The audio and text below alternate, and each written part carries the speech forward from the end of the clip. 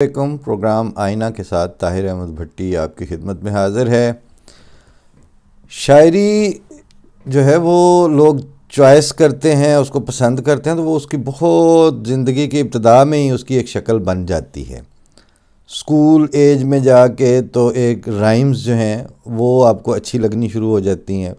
School as से भी बहुत पहले केजी से ही बच्चों को राइम्स में जाके वो जो जोड़ मिलते हुए चू चू चू चू चाचा करके जो आपस में मिलते जुलते मिसरे हैं, वहाँ से ये टेस्ट जो है वो इनकलकेट भी किया जाता है। और सिर्फ आप स्पून फीडिंग कर रहे हों तो वो बात नहीं बनती। बच्चे की फितरत के इंसान की यानी बोलने और हैवान नातक जो है उसकी फितरत में इस तरह की राइम्स हैं, उनको अडॉप्ट करके उनके मीनिंग्स ड्राइव करना, तलाज़मा हाय ख्याल ढूंढने, इसकी बड़ी इब्तदाई स्टेज से ही ये सिलसिला शुरू हो जाता है।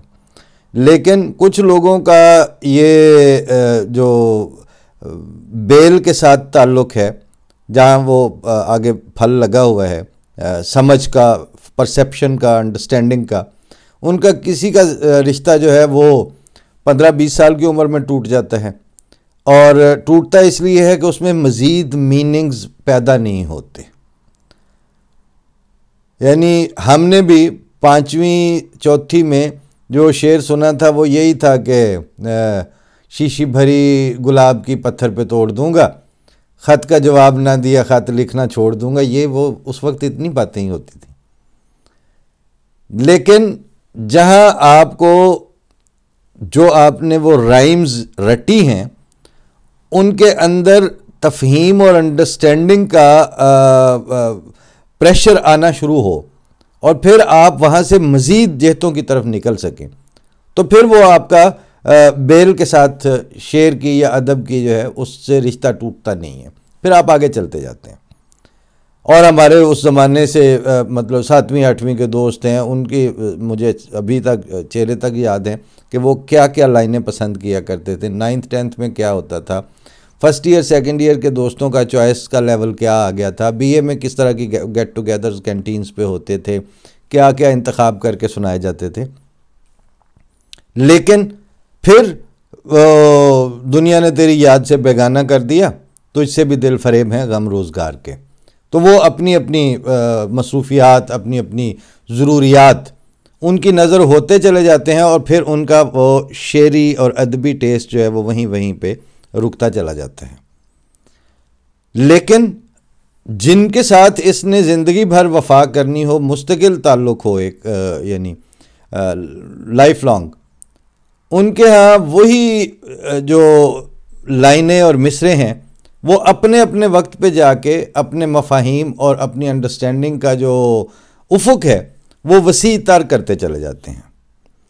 काबिल अजमेरी की ये गज़ल हमने कोई 20 साल पहले सुनी थी। हैरतों के सिलसिले सोज़े नेहा तक आ गए, हम तो दिल तक चाहते थे तुम तो जान तक आ गए। हमारे एक दोस्त इस पे गिरा लगाते थे कि हम तो दिल तक चाहते थे तुम तो जान को आ गए। वो कराची के थे तो इस तरह ही करते थे। इस गज़ल में आगे जाके एक शेर था कि उनकी पलकों पर सितारे, अपने होंठों पर हंसी, किस्सा-ए गम कहते कहते हम कहाँ तक आ गए। इस शेर के हवाले से मेरी आज की गुफ्तगू है। हमारी यानी अब काबिल अजमेरी के इन 2 लाइनों को जहन में रख के तो ज़रा कहानी के साथ चलें कि उनकी पलकों पर सितारे, अपने होंठों पर हंसी, किस्सा-ए गम कहते कहते हम कहाँ तक आ गए। इब्तदा यहाँ से हुई थी कि एक बंदे ने एक क्लेम किया था और साथ ये कहा था कि ये मैं अपने पास से नहीं कर रहा, मुझे खुदा ताला ने कहा है कि ये क्लेम करो इस ज़माने में। और जो उस वक्त रेलेवेंट और लग्गा खाती हुई बातें थीं वो सारी पूरी हो चुकी थीं। ज़माना मुंतज़िर था, लोग इंतज़ार कर रहे थे। एक अल्लामा इकबाल कि पोइट्री में भी ये मिसरे थे कि ये दौर अपने बराहीं की तलाश में है, लेकिन किसी पे उंगली नहीं रख रहे थे कि ये है, क्योंकि वो बंदा क्लेम करे तो कोई उस पर हाँ ना करे ना बंदा। लेकिन जब वो क्लेम वाले शख्स ने आना था तो उसने ज़मीन से नहीं करना था, ख़ुद नहीं कहना था, उसने कहना था अल्लाह ताला के हुक्म और कहने पे। और अल्लाह ताला का हुक्म दुनिया में जब से ये मिनहाज नबूवत वाला सिलसिला, जिसको आप मैसेंजर्स की चेन गिनते जाते हैं 1,24,000 वाली, इसमें कभी ऐसा एक दफ़ा भी नहीं हुआ कि अल्लाह ताला उस वक्त जब किसी को कहे तो 7, 10, 20 को गवाह भी ठहरा दे, और वो उस ज़माने के बड़े साहिब हैसियत लोग हों और वो कहें कि हाँ हाँ साढ़े होंदे अल्लाह ने आख्या सी। ऐसा कभी हुआ नहीं। जब आज तक नहीं हुआ तो इस दफ़ा कैसे होना था? सो वो नहीं हुआ। वहाँ बात चली कि अच्छा चलो अब फिर क्राइन पे आके बात करते हैं, आर्गूमेंट्स पे बात करते हैं, थीसिस डेवलप करते हैं, उस पर अपना एकेडमिक और फिलोसॉफिकल और स्कॉलिस्टिक मटेरियल लेके आए। वो आना शुरू हो गया। ईसाइयों के साथ जंग मुक़द्दस की सूरत में हुआ, हिंदुओं के साथ सुरमा चश्मे आरिया की सूरत में हुआ, और मुसलमानों से हकीकतुल वही और चश्मा मार्फत की सूरत में और आईना कमालात इस्लाम की सूरत में हुआ। और वहाँ से जो उस वक्त के सरखेल थे, मौलवी नज़ीर हुसैन देलवी, मोहम्मद हुसैन बटालवी, सनाउल्लाह अमृतसरी, वहाँ से उन्होंने पहले दामेदर में बात शुरू की, सुखने कद में, और फिर जल्दी जब एहसास हो गया कि ये आर्गूमेंट्स की डोमेन से आगे की बात हो चुकी है और लोग कबूल कर रहे हैं इस आइडिया को, इस ख्याल के साथ इत्तफाक नहीं कर रहे, इस ख्याल आला की बैत कर रहे हैं, तो वहाँ उन्होंने स्कॉलिस्टिक और थियोलॉजिकल डिफरेंसेस और फिलोसॉफिकल आर्गूमेंट्स और स्क्रिप्टेड हवाला जात से कूद के तो शोरश की शक्ल इख्तियार कर ली। और शोरश ने वो शक्ल भी इख्तियार की कि बानिया जमात अहमदिया दिल्ली से कोई खुश होकर नहीं लौटे। ऐसा हंगामा और ऐसी बदतमीज़ी का तूफ़ान वहाँ पैदा किया गया, बर्पा किया गया। लेक्चर सियालकोट के मौके पर सियालकोट आए तो भी यही हरकतें हुई। और अला हाज़िल क़यास जो बटाला था, वहाँ पे मोहम्मद हुसैन बटालवी साहब ने वहीं से लोगों को टांगों से पकड़ पकड़ के, जो टांगे पे सवार होते थे, उनको कहना इधर आ जाओ, उत्थे ना जाओ। तो यहाँ से ये सिलसिला मुखालफत का चला था। और जिस वक्त मुखालफत की इब्तदा हुई थी उस वक्त तक इंसानी बहरूप ही और इंसानी वज़ाकता और इंसानी मैनरिज़म ही थे दोनों तरफ, जिनके अंदर एतकादाती इख्तलाफात थे। लेकिन वो शक्ल बढ़ती गई, तरक्की करती गई। मिर्ज़ा साहब बानिया जमात अहमदिया की वफ़ात के ऊपर कुछ इनको तसल्ली हुई कि चलो गल मुक गई। तो वो जिस तरह उन्होंने कहा था कि मैं मुजस्सम कुदरत हूँ अल्लाह ताला की आप में, और मेरे बाद कुछ और वजूद होंगे जो कुदरत सानिया होंगे। सो कुदरत सानिया का इंतखाब हो गया और उनका इजरा हो गया, और वो पहले खलीफा की सूरत में जारी हो गई। तब जाके ये कोशिश शुरू हुई कि अच्छा नहीं, सिर्फ बैरूनी हमले काफ़ी नहीं है, इनसे अंदरूनी फितनों के साथ भी शुरू हो जाए। पैरेलल वहीं पे ही ख्वाजा कमालुद्दीन साहब और मौलवी मोहम्मद अली और इस तरह करके वो दबी दबी आवाज़ से अंदर से आवाज़ें उठने आई। बाहर वाली मुखालफत की शक्ल जो कि तू थी, बल्कि वो अपने मोमेंटम गेन कर रही थी। खिलाफत सानिया मिर्ज़ा बशीरुद्दीन महमूद अहमद साहब तक आते आते क्या हुआ कि अंदर वाले फितनों को मज़ीद तेज़ी ला के और बाहर 35 वाली शोरश बर्पा करके अहरार जो हैं वो बाहर से हमला करने के लिए हैं, और अंदरूनी फितने जो हैं वो मिस्री और दूसरे तीसरे उन्होंने अपनी शक्ल इख्तियार कर ली। एतकादात में कोई फ़र्क नहीं आया इस सारे दौरानिए में। जिन 10 शराइत बैत पे मिर्ज़ा ग़ुलाम अहमद कादियानी की बैत किया करते थे लोग अहमदी होने के लिए, उन्हीं 10 शराइत बैत पे उनके खुलफा की बैत करते हैं, और वही एतकादात एक नुक्ते का भी किसी ज़माने में अहमदियों के अपने अकायद में कोई फ़र्क ना आया। अब ये साथ वो मिसरा ज़हन में रखिए कि उनकी पलकों पर सितारे, अपने होंठों पर हंसी, किस्सा गम कहते कहते हम कहाँ तक आ गए। पार्टीशन होती है, इमाम जमात अहमदिया ये डिसाइड करते हैं कि, और ये बता के करते हैं कि जो पाकिस्तान में हालात आपको पेश आएंगे, बाज़ दिलों को अगर मैं आज वो कहानियाँ सुना दूँ तो उनके दिल फट जाएं।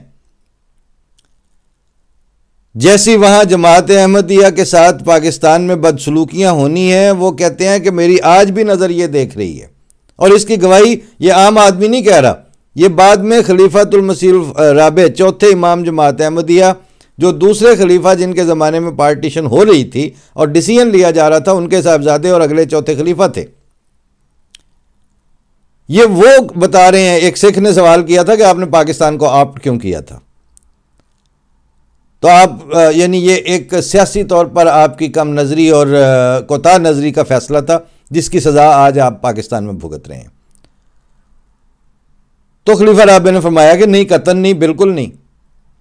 वो उस ज़माने में जो कॉरस्पॉन्डेंस होती थी, नेहरू ने भी रब्ता किया था, जिन्ना ने भी किया था, लेकिन उस वक्त खलीफा सानी ने ये जवाब दिया था कि हमारा जीना मरना जो है वो मुसलमानों के साथ है, उसकी कीमत हमें जो भी देनी पड़े। बाद में आके तो ये जो पिछली 3-4 दहाइयों के दानिश्वर हैं, वो ये कहते हैं इसमें मसला क्या है कि ये मान लें अपने आप को, जब वो मुसलमान नहीं है तो ये भी मान लें और सुकून से रहें। अजान नहीं देने देते, मुसलमान नहीं कहने देते तो ना कहें। ये चौधरी ख़ानदान का एक भतीजा भांजा है, वहाँ से उसने मेरे होते हुए, मेरे सामने बैठे हुए ये बात इनसे इमाम जमात अहमदिया जो हैं मिर्ज़ा नासिर अहमद खलीफातुल मसीह सालिस, उनके एक साहबजादे से ये कही। तो उन्होंने कहा कि तुम लोगों ने सिर्फ इस्लाम रटा हुआ है, आपके तारीख़ पे नज़र कोई नहीं है। हम तारीख़ मज़हब पर नज़र रखते हैं, और हमें पता है कि जिनको आज आप ईसाई कहते हैं, इनको एक ज़माने में नॉन यहूदी डिक्लेयर किया गया था। हज़रत ईसा को मानने की वजह से ये कहा था कि आज से ये क्रिश्चियन हो गए हैं, जो क्राइस्ट है, जो जिसको सलीब दी गई है, ये उसके पैरोकार हो गए हैं, लिहाजा ये अब अपने आप को नॉन ज्यू कहा करें। और तौरात अब इनकी किताब नहीं है, अब इनकी किताब इंजील होगी। उन्होंने कहा कि नहीं, हम तो उसी शरीयत के मानने वाले हैं, मूसवी शरीयत के। इस बात पर उन पर 250-300 साल तक जुल्म और जबर रवा रखे गए यहूदियत की तरफ से, और जब वो उसको बर्दाश्त नहीं कर सके तो एक स्टेज ऐसी आई कि उन्होंने कहा कि ठीक है, हम क्रिश्चियन चाहिए, और फिर वो क्रिश्चियनिटी थी जो दुनिया में फैली। तो मियाँ साहब ने उस लड़के को, नौजवान को कहा कि हमें तुम लोगों के मजालिम का पूरी तरह अंदाज़ा है, और हमें अंदाज़ा आज़ सल्लल्लाहु अलैहि वसल्लम की बताई हुई जैसे वो है कि मेरी उम्मत मूसा की उम्मत के साथ इस तरह मुशाबहत इख्तियार कर जाएगी जिस तरह एक पाँव की जूती की दूसरे पाँव की जूती के साथ होती है। तो जो हरकतें यहूदियत ने ईसाइयत के साथ की थीं, वो हरकतें आप अहमदियत के साथ करोगे, इसमें कोई शक नहीं है। लेकिन मसला ये है कि खुदा ताला के गलबे के वादे ले युज़हिरहु अलद्दीन कुल्लिही, हुवल्लज़ी अरसला रसूलहु बिलहुदा व दीनिल हक़ लियुज़हिरहु अलद्दीन कुल्लिही। अब ये जो लियुज़हिरहु अलद्दीन कुल्लिही का जो फैसला है, ये मशरूत और जुड़ा हुआ है इस ज़माने में हज़रत इमाम हज़रत मसीह मऊद यानी मिर्ज़ा ग़ुलाम अहमद कादियानी की बासत के साथ, और गलबे के तमाम वादे भी इसी के साथ हैं। आप लोगों के साथ अब कोई वादा नहीं है। आप अपनी वो नशत सानिया वाला गले में ढोल बजाते फिरें जगह जगह। आपके हिस्टोरियन डॉक्टर कासिम ज़मान नशत सानिया पढ़ाते रहेंगे, और आपके लड़के जो हैं आके वो रेनेसां कर करके फ्रेंच लफ्ज़ बोल बोल के खुश होते रहेंगे। लेकिन रेनेसां और नशत सानिया हाथ लगा के देखनी आप लोगों को नसीब नहीं होगी। लिहाजा हमें इसका शऊर और इरफान है, और हम जानते हैं कि अब नशत सानिया हमारे वजूद और हमारी शक्ल में होनी है और हो रही है। इसलिए अगर आपकी इस बकवास को हम आज मान लें, ये अल्फाज मियां साहब के नहीं थे, मैं कह रहा हूं कि ये जो आपका ये इसरार है कि आप क्या हरज है, नहीं कहते मुसलमान तो ना सही, आप तो रहेंगे जो आपके अकायद हैं। तो बात यह है कि गलबे के दावे, गलबे की जो सारी पेशगोइयाँ हैं वो इस ज़माने में हमारे साथ हैं, आपके साथ कोई वादा नहीं है। और ये बात मियाँ साहब की नहीं थी बुनियादी तौर पर, यह हज़रत बानी जमात अहमदिया मिर्ज़ा ग़ुलाम अहमद कादियानी अलैहिस्सलाम के अपनी बात थी। उनको भी ये ख़त लिखा गया था कि यहाँ बहुत मुखालफत है आपको, मतलब मामूर मिन अल्लाह और नबी मानने की वजह से। अगर इतना सा लफ्ज़ हटा दिया जाए तो ये माहौल हमारा कशीदा नहीं रहेगा, आसानी हो जाएगी।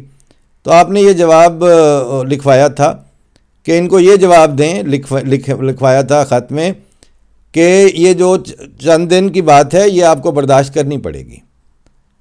खुदा ताला के वादे नबूवत के साथ होते हैं, गैर नबी के साथ कोई वादा नहीं होता। तो वो जो गलबे के और 300 साल के बाद वाली क्लीन स्वीप के जो वादे हैं वो तो नबूवत के साथ होता है। तो अगर आपने लफ्ज़ नबी के लिए कुर्बानी देनी कबूल नहीं करनी है तो वो वादे आपके लिए नहीं है।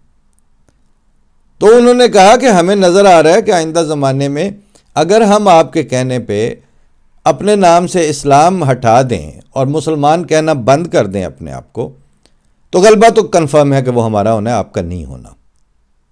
तो वो जो गलबा होगा वो खाली अहमदियत का होगा, या आपके लफ्ज़ों में मिर्ज़ाइयत और कादियानियत का होगा, वो इस्लाम का गलबा नहीं होगा।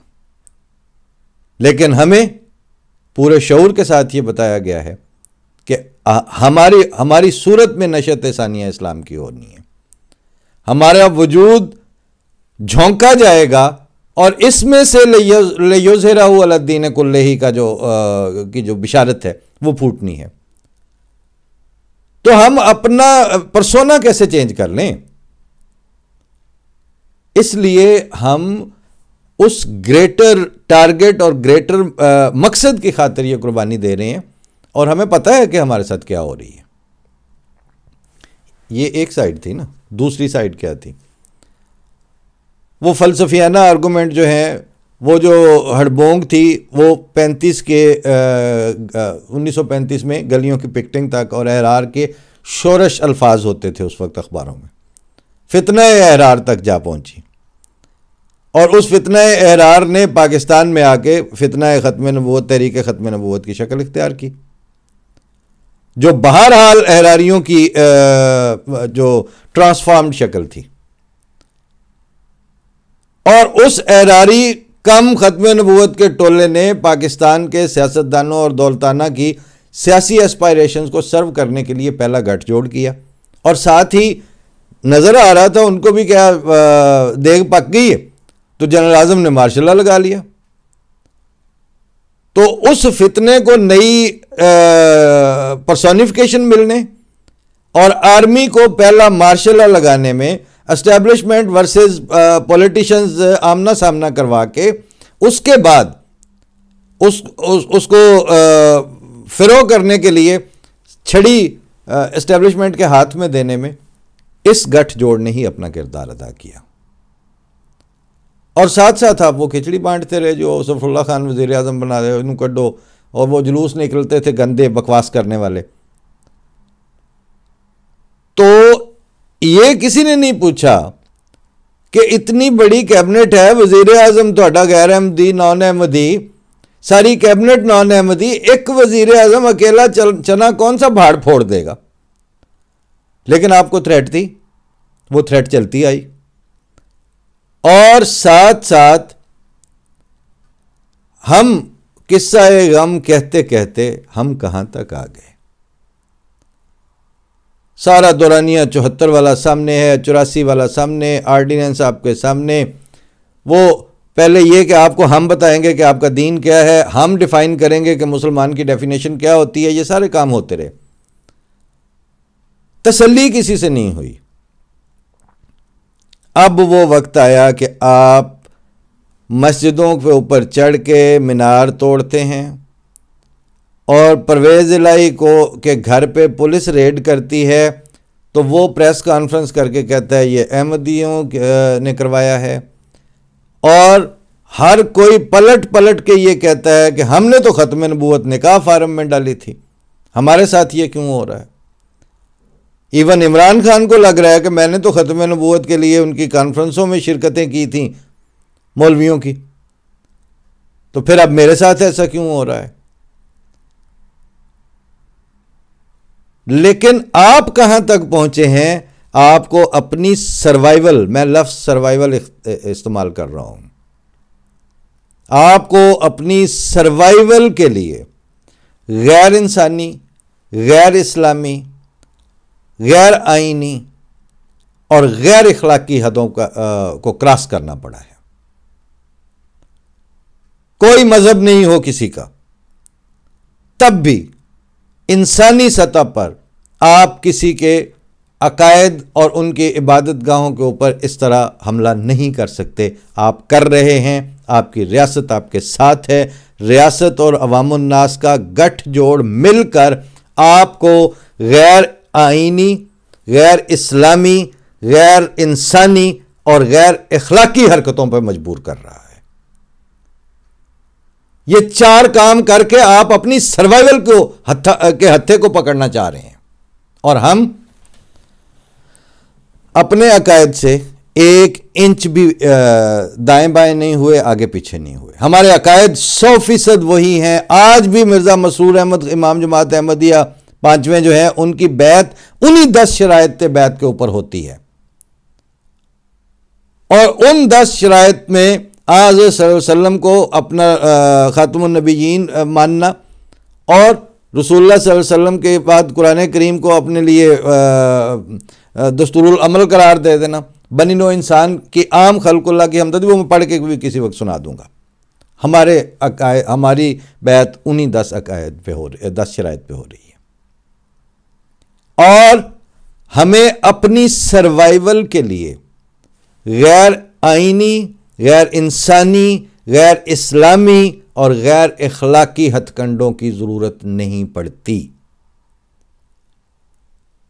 और यही तर्जुमा था पिछले खुतबे में जो फरमाया ना, सब्र की जो तालीम थी, वो सब्र ये था कि आपने उस सब्र के नतीजे में इस्लामी रिवायात और तालीमात, आइन की हदबंदियों और इखलाकियात के जो जनरल अंडरस्टैंडिंग है और इंसानियत की जो आलमी तफहीम है, उससे बाहर नहीं जाना अपनी सर्वाइवल के लिए। उनके अंदर रहते हुए कुर्बानी भी देनी है, उनके अंदर रहते हुए इस्तकामत भी दिखानी है, और उनके अंदर रहते हुए इन जो खूबसूरत और काबिल अमल किस्म की इंसानों के लिए अनक्वेश्चनेबली एक्सेप्टेबल जो खवास हैं, उनके ऊपर कायम रहना है आपने। यह है सब्र हमारा। और सब्र और इस्तकामत की तारीख भी हमारी मिनहाज नबूवत से कशीद की हुई है। तो पिछलों ने जिस तरह सब्र किया था, इस्तकामत दिखाई थी और शुजात भी दिखाई थी जरूरत पड़ने पर, वो अपने मौक़िफ़ से पीछे नहीं हटे। उनको उनके मौक़िफ़ से हटाने के लिए एग्जैक्ट यही हरकतें हर ज़माने के मुनकरीन नबूवत, मुनकरीन खुदा, मुनकरीन मज़हब, इन सारों को करनी पड़ी हैं। उन्होंने इबादत गाहें भी मस्मार की हैं, उन्होंने हमले भी किए हैं औरतों और बच्चों पर, उन्होंने टारगेट किलिंग भी की है, उन्होंने जत्थे बना के चढ़ दौड़े भी हैं, जंगें भी की हैं, मुल्कों से भी निकाला है। ये सारी हरकतें जो परवेज़ इलाही जिन पे प्राइड ले रहा है, ये सारी हरकतें तहरीक लब्बैक जिनका मुजाहरा कर रही है, और ये सारी हरकतें जिनके साथ इस वक्त पुलिस और रियासत खड़ी है, ये सारी की सारी अंबिया के जितनी तारीख मालूम है आपके सामने, वो उनके मुनकरीन करते आए हैं। आप अपनी सर्वाइवल के लिए मजबूर हैं कि मुनकरीन खुदा, मुनकरीन नबूवत और मुनकरीन मज़हब के कैंप में जाके खड़े हों और एग्जैक्ट उन फुट स्टेप्स के ऊपर चलें। और हम अपने अकायद पे कायम रहने के लिए हमें मिनहाज नबूवत और तारीख़ अंबिया और तारीख़ मज़हब के उन बड़े नामों में से किसी एक की तालीम से भी इन्हिराफ करने की ज़रूरत नहीं पड़ती। और सबसे बढ़कर ये कि जो कुछ रसूलुल्लाह सल्लल्लाहु अलैहि वसल्लम ने बताया है, हम तो रखते हैं मुसलमानों का दीन, दिल से हैं खुद्दाम ख़त्मुल मुरसलीन। तो अब जाके ये बहस ही ख़त्म, मेरे नज़दीक तो इसके अब कोई जवाब ही नहीं बचा। जब आप लोग इतने बेशर्म हो चुके हैं कि आपको मस्जिद पे चढ़ के मीनारे तोड़ते वक्त शर्म ही नहीं आनी, और आप उसको एक इस्लाम की तालीम समझ के उस पर अमल कर रहे हैं, तो आपसे अब मजीद क्या गुफ्तगू हो। वो खला है कि सोचता हूं मैं, उससे क्या गुफ्तगू हो खलवत में। लेकिन हालत वो है कि हम 1899 में एक बिदती के तौर पर, एक नए मज़हब के बुनियाद रखने वालों के तौर पर दुनिया में आपने हमारा ये तारफ़ करवाया था। मुनहरिफ मुल्हिद के तौर पर, काफिरो मुल्हिदो दज्जाल हमें कहते हैं, नाम क्या क्या गमे मिल्लत में रखाया हमने। आपने हमारा इन नामों से तारुफ करवाना शुरू किया था 1889 में, और 2023 में आके मज़हब की नुमाइंदगी, अंबिया की विरासत और अंबिया के किरदार और उनकी इस्तकामत की विरासत हमारे हिस्से में आई है, और हम उस पर खड़े हैं। और बिला इस्तिस्ना नबियों के मुनकरीन और उनके मुखालिफीन, किसी भी ज़माने के, उनके जितने किरदार और करतूत थे, वो अब सारे आप यूं नाच नाच के मस्जिदों की छतों पे चढ़ के, मीनारों को तोड़कर, कब्रिस्तानों के ऊपर दरिंदों की तरह हमले करके और इंसानों के ऊपर हमले करके, तो आप अपने सर्वाइवल जो है वो अंबिया के मुनकरीन के कैंप में से जाके ढूंढ रहे हैं। और दावा आपका यह है कि आप इस्लाम की खिदमत करें, करते रहें इस तरह की इस्लाम की खिदमत। इस तरह का इस्लाम ना हमारा है, ना हमें चाहिए। लेकिन अगर कोई सोचने वाला हो, तो मैं तो वो काबिल अजमेरी के शेर पे मैं सर धुन रहा था कि ये बज़ाहिर तो यही था कि एक लड़की को उसने अपने दुख की दास्तान सुनाई हिजर की, तो उसकी आंखों में आंसू आ गए। मगर शेर का इतना मतलब थोड़ी है। शेर का मतलब तो ये है कि 125 साल में चलते चलते हम कहाँ तक आ गए। फ़ी अमानिल्लाह।